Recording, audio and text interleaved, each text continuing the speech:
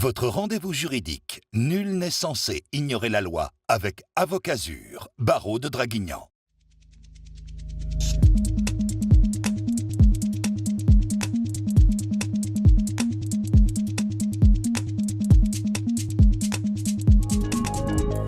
Nul n'est censé ignorer la loi, votre rendez-vous de conseil juridique sur Azur TV. Soyez les bienvenus, émission en partenariat avec l'Ordre des avocats de Draguignan. Nous sommes toujours ici depuis leur somptueuse bibliothèque et nous allons nous intéresser cette semaine aux entrepreneurs, si l'on peut dire, puisque nous allons nous intéresser au dépôt d'une marque et à la propriété intellectuelle avec Maître Fanny Pierre. Bonjour. Bonjour. Merci d'avoir accepté cette invitation. Vous allez essayer de nous dire le plus de choses possible sur la propriété intellectuelle, parce que c'est très vaste. Donc on va d'abord essayer de dégrossir ce dossier de la propriété intellectuelle et puis après on s'attachera à comprendre comment aujourd'hui on peut déposer une marque, ce à quoi il faut faire attention et quelles sont les démarches à entreprendre et bien évidemment comment un avocat peut nous aider. La propriété intellectuelle, je le disais, donc c'est quelque chose de très très vaste quand même.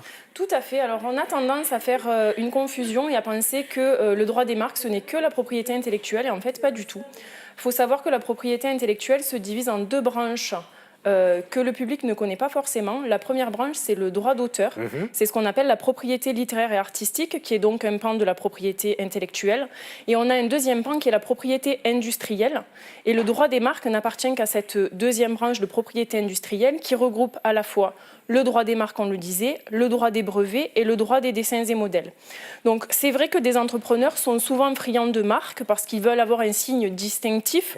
C'est la définition d'une marque. Qu'est-ce qu'une marque ? C'est un signe distinctif qui permettra à l'entrepreneur d'individualiser ses produits et ses services.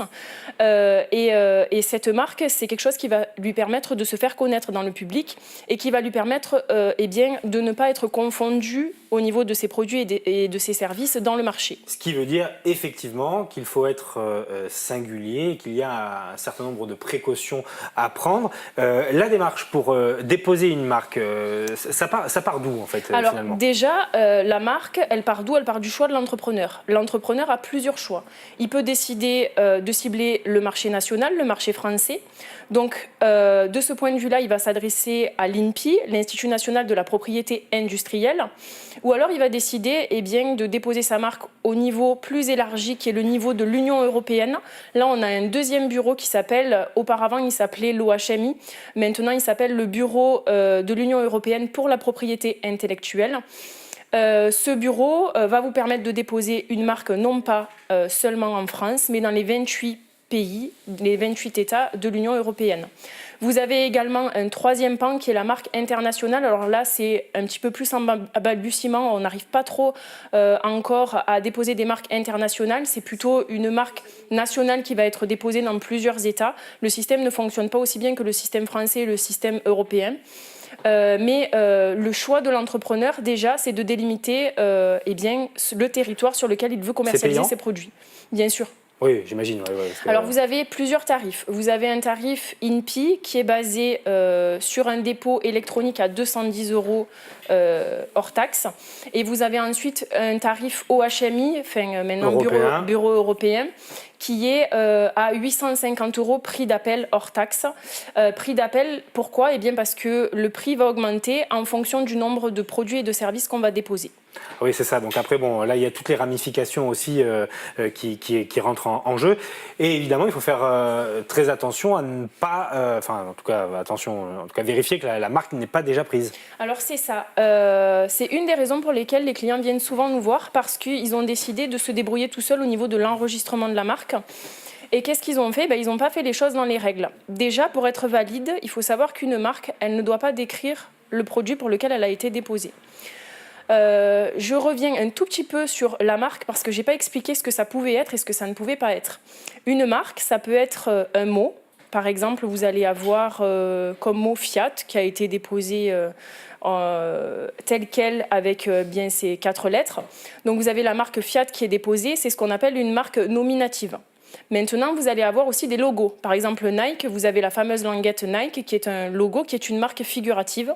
Et maintenant, vous avez un troisième type de marque, qui est la marque semi-figurative, par exemple Adidas. Vous avez à la fois cette fleur et à la fois Adidas qui est marqué en dessous. Ouais, effectivement, c'est important de préciser tout ça parce que on n'a pas forcément idée au départ. On a donc ces trois options-là. D'accord. Vous avez ces trois options-là, mais on va aussi au-delà puisque le Bureau européen a autorisé le dépôt des marques en 3D. Alors quand je vous dis marque 3D, pour vous, ça n'évoque rien du tout. Si je vous dis la bouteille de Perrier, il faut savoir que la bouteille de Perrier a été déposée, c'est une marque 3D. Oui, d'accord. Donc, ouais, c'est ok. Donc, finalement, personne ne peut refaire la bouteille de Perrier. Exactement. Vous avez aussi la question qui se pose des sons. Est-ce qu'on peut déposer des sons ? Eh bien, ça a été aussi récemment admis par le Bureau européen. Vous pouvez déposer, par exemple, le cri de Tarzan a été déposé. Et pourquoi ça a été déposé ? Parce qu'on a les moyens techniques de le déposer. Vous pouvez maintenant le déposer sous forme MP3 ou sous forme même de partition, quand vous voulez déposer des morceaux de musique. Donc là, en fait, vous venez de nous expliquer qu'en gros, le conseil de l'avocat est quand même hyper important, parce que ce que vous me disiez aussi, c'est que pour aller rechercher dans les archives, si on peut dire, des marques qui sont pas forcément très connues, il faut quand même une certaine technicité, une certaine Tout à fait. professionnalisation. Alors, juste pour terminer sur ce que je disais, les marques olfactives n'existent pas. Pour l'instant, on ne peut pas déposer des marques de parfum. C'est une jurisprudence ancienne qui ne nous y autorise toujours pas. On espère que ça passera un jour, parce que ça pourrait être intéressant d'avoir des marques de parfum qui se rapportent justement à la flagrance qui est concernée. Maintenant, sur la validité de la marque. Je reviens à ce que vous me disiez. Vous voulez me faire parler de ce qui sera à terme de la contrefaçon si on ne respecte pas les conditions de recherche. Pas nécessairement, mais la validité, c'est vrai que c'est important aussi, parce que si je dépose une marque, pendant combien de temps on ne peut pas me la prendre ? Voilà, alors par exemple, qu'est-ce que vous avez le droit de déposer, qu'est-ce que vous n'avez pas le droit de déposer ? Admettons que vous soyez un opticien, vous n'avez pas le droit de déposer la marque lunettes pour vos lunettes.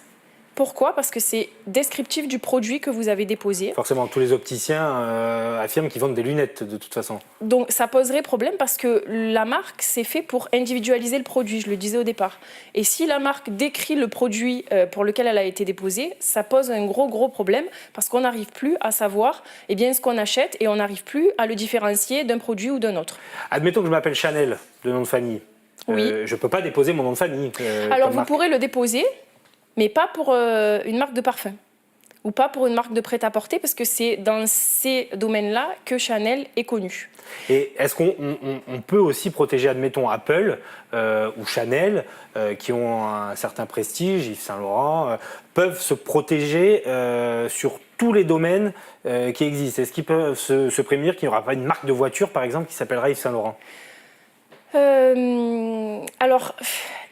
C'est technique. Non, c'est pas que c'est technique. En fait, ils sont très armés en matière de marque et ils en font un petit peu leur fonds de commerce. Ils ont des conseillers en propriété intellectuelle et plus généralement des avocats qui sont chargés de faire le suivi des marques qu'ils ont déposées. Je suppose que Chanel a commencé à déposer, peut-être Coco Chanel, elle a dû commencer à déposer en marque de prêt-à-porter. Ensuite, elle s'est étendue au parfum. Maintenant, dans quel service elle n'a pas de marque déposée ? Il faut savoir en tout qu'on peut déposer dans 45 classes différentes. Oui. Donc on peut se prémunir comme ça quand on est une entreprise puissante. On peut prendre 45 classes et déposer le nom. Oui, et généralement, ce qu'on retrouve, nous, en tant qu'avocats, c'est des petits clients qui ont déposé des marques qui étaient trop proches de grosses maisons, parce que pour pouvoir faire une opposition sur une marque ou une action en contrefaçon, il faut quand même avoir une trésorerie importante parce qu'il y a des frais d'avocat derrière, il y a des frais d'opposition. Je vous disais tout à l'heure, le prix d'une marque communautaire de l'Union européenne, c'est 900 €. Si vous voulez vous opposer à une marque que vous estimez trop contrefaisante, si quelqu'un a déposé une application, qu'elle a été publiée, le bureau ne fait pas la recherche d'antériorité pour vous. Le bureau ne vous dit pas s'il y a une marque contrefaisante ou pas. Il l'enregistre et à compter des 2 mois de la publication, quelqu'un d'autre peut venir vous dire « Non, vous contrefaites ma marque. Moi, je ne veux pas que votre marque soit déposée auprès de l'office parce qu'elle se rapproche trop de ce que je fais moi et de ma marque à moi. Et j'estime que vous êtes quelqu'un qui contrefait ma marque et je ne veux pas qu'elle soit déposée.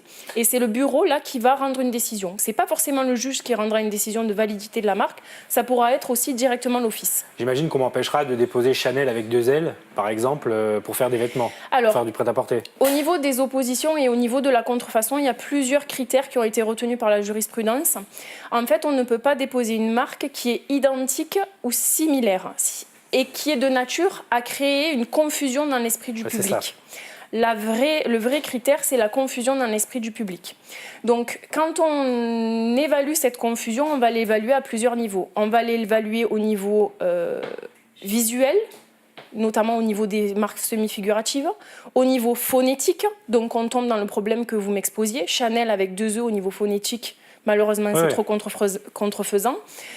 Et au niveau conceptuel, admettons qu'on ait choisi une marque qui s'agrège de façon particulière, il ne faudra pas que ce procédé soit retenu par l'application de marque, ce qu'on appelle une application. Pour terminer, ce qu'on peut conseiller évidemment aux jeunes entrepreneurs, vous l'avez dit, trop d'écueils si on entame la démarche seul, de déposer les marques, c'est peut-être bien de se prémunir des conseils d'un avocat pour amener la procédure à terme. Pour la recherche d'antériorité notamment, également au niveau des coûts, l'avocat va vous apporter une plus-value parce qu'il va vous conseiller sur les types de classes que vous devez déposer et ne pas déposer. Je le disais, il y a 45 classes de produits et de services possibles, il y a 34 classes de produits bruts, donc des choses, et il y a 10 classes de services. Ce que ne savent pas généralement les gens, c'est que la classe 35, c'est la classe publicité. Et que si on dépose une marque, forcément derrière on va faire de la publicité. Donc autant déposer dans les 2 classes. C'est un exemple parmi tant d'autres. Voilà, ne serait-ce que pour l'information, c'est ce que vous dites. Pour l'information. Et puis ensuite, au niveau du déclenchement des actions en opposition ou en contrefaçon.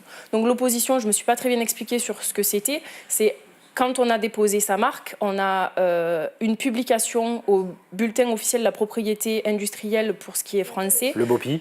Le BOPI, exactement. Un autre bulletin pour ce qui concerne la propriété intellectuelle européenne. Et bien, toute personne qui s'estime lésée pourra porter opposition.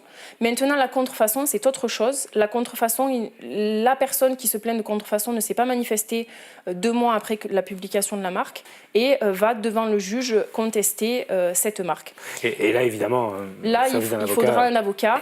Et je vous explique pourquoi. Parce que généralement, quand on nous attaque en contrefaçon, nous, derrière, qu'est-ce qu'on nous demande? On nous demande de dire que la personne qui utilise la première marque, ce qui est le droit antérieur, eh bien, sa marque, on essaye de nous faire démontrer que sa marque est nulle pour que l'action en contrefaçon tombe. Pour répondre à votre question, parce que vous me la posiez tout à l'heure, la durée d'une marque, il faut savoir que c'est 10 ans, que ça soit au niveau national ou au niveau européen. Cette marque est renouvelable ad vitam aeternam. Vous pouvez la renouveler autant de fois que vous voulez. Par contre, il faut être très vigilant et faire très attention à ce qu'elle soit renouvelée dans les délais qui nous sont imposés. Ce que je voulais dire au niveau des délais également, c'est que du moment où vous avez enregistré votre marque, il faut absolument que vous commenciez à l'utiliser. Et si jamais vous venez à ne pas l'utiliser pendant 5 ans, eh bien, il y a ce qu'on appelle d'échéance de la marque. Vous n'avez pas le droit de l'utiliser de nouveau. Ou en tout cas, il n'y aura pas de contrefaçon possible de la part de quelqu'un qui veut se plaindre de votre marque.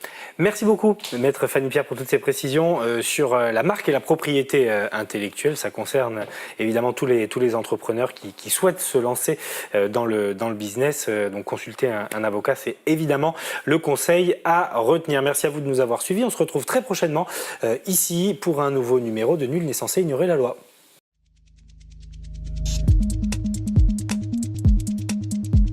Avocazure, barreau de Draguignan, vous a présenté votre émission juridique Nul n'est censé ignorer la loi.